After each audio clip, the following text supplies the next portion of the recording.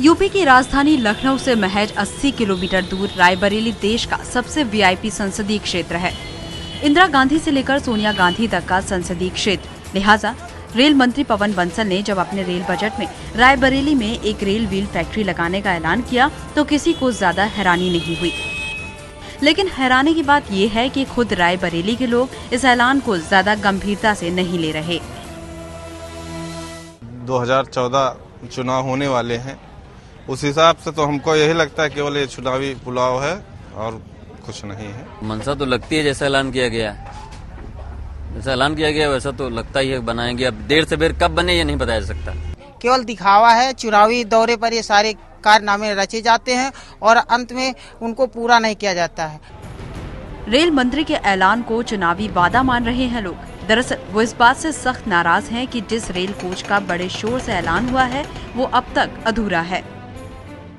ये जो rail coach factory है इसका काम अभी यहाँ पर चल रहा है। 2006-2007 के बजट में इसका अनुमोदन किया गया था रेल बजट में। इसके बाद 2008 में इसमें शिलान्यास भी किया गया, लेकिन 2008 ही में स्टेट गवर्नमेंट ने इस जमीन को खारिज कर दिया। इस जमीन का जो अधिग्रहण होना था, अधिग्रहण पर रोक लगा दी, जिसके बाद मामला हाईकोर्ट तक गया और हाईकोर्ट ने जब ऐलान किया कि रेल कोच फैक्ट्री के लिए जमीन यहाँ पर दी जाए, उसके बाद मायावती सरकार उस समय थी, उन्होंने जमीन दी। इसके बाद रेल कोच फैक्ट्री के यहाँ पर बनना शुरू हुआ। अभी भी यहाँ पर नवंबर 2012 में सोनिया गांधी यहाँ पर आई थी, उस समय रेल मंत्री भी आए थे। उसके साथ ही यहाँ पर उद्घाटन हुआ था, रेल कोच फैक्ट्री बनने का काम शुरू हुआ था। लेकिन अभी भी यहाँ का हालात के बारे में अगर आपको बताया तो ज्यादातर सामान अभी भी बाहर से आते हैं। रेलवे कोच फैक्ट्री में भी केवल शेल बन करके जो है वो आ जाता है वहाँ से कपूरथला से, और ये केवल फिनिशिंग और फर्निशिंग करते हैं। 7 साल में अभी यहाँ तक पहुँचे हैं। कुछ यही हाल रायबरेली में प्रस्तावित एम्स का है।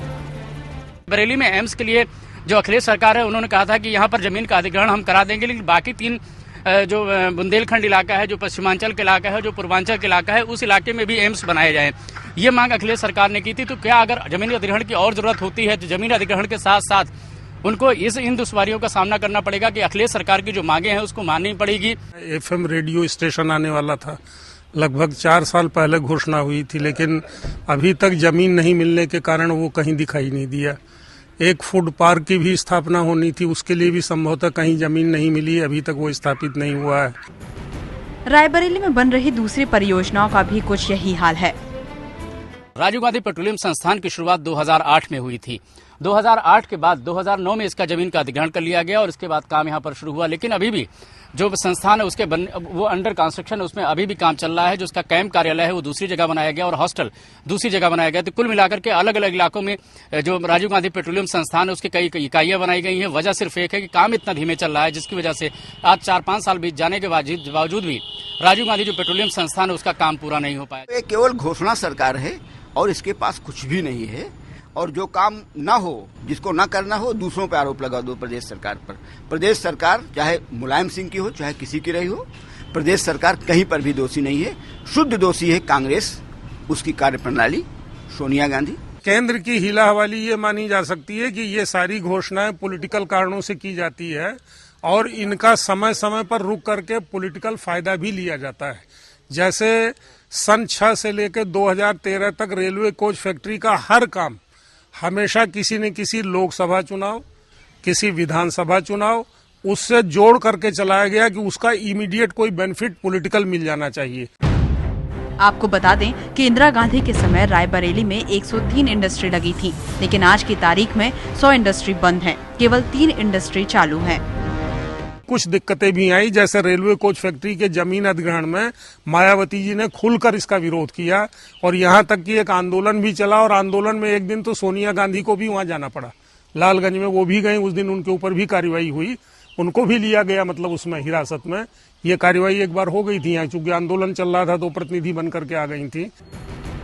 कांग्रेस का आरोप है कि राज्य सरकारों से मदद न मिल पाने की वजह से रायबरेली की परियोजनाएं जमीन पर नहीं उतर पाती हैं। लेकिन रायबरेली को करीब से जानने वाले लोग कांग्रेस के इस तर्क से पूरी तरह सहमत नहीं हैं। ये टकराहट ज्यादा दिखाई पड़ी थी मायावती जी के रिजीम में 5 साल, लेकिन अभी जो नई सरकार 15 मार्च से शुरू हुई है श्री अखिलेश यादव जी की, उसमें तो काफी हद तक हमको ये लग रहा है कि कोऑपरेशन हो रहा है। रायबरेली के लोगों की नाराजगी का खामियाजा कांग्रेस को विधानसभा चुनाव में भुगतना पड़ा था। तब कांग्रेस यहां की सभी विधानसभा सीट हार गई थी। अब रेल व्हील फैक्ट्री का वादा करके कांग्रेस ने लोगों का दिल जीतने की फिर से कोशिश की है, लेकिन सच यही है कि उसके ज्यादातर वादे पूरे नहीं हुए हैं। पहले कांग्रेस और बाद में यूपीए की सरकार ने रायबरेली को काफी कुछ देने का ऐलान किया, लेकिन कुछ ऐलान सिर्फ वायदे बन करके रह गए। इंदिरा गांधी के जमाने में 103 इंडस्ट्री यहाँ पर लगाई गई थी, जिसमें 100 इंडस्ट्री अब दम तोड़ चुकी हैं। एनटीपीसी यहाँ पर है, लेकिन रायबरेली को बिजली मिलती नहीं। सोनिया गांधी ने लगभग 2.5 साल पहले पहला महिला विश्वविद्यालय देने का ऐलान किया था, लेकिन कोई औपचारिकता उसके लिए अभी तक पूरी नहीं की गई है। राजीव गांधी पेट्रोलियम संस्थान 5 सालों से बन रहा है, जबकि यहाँ पे जो एम्स लगाया जाना था उसके लिए अखिलेश सरकार ने नोटिफिकेशन भी जारी कर दिया है। बावजूद इसके अभी जमीन का अधिग्रहण तक शुरू नहीं हुआ है।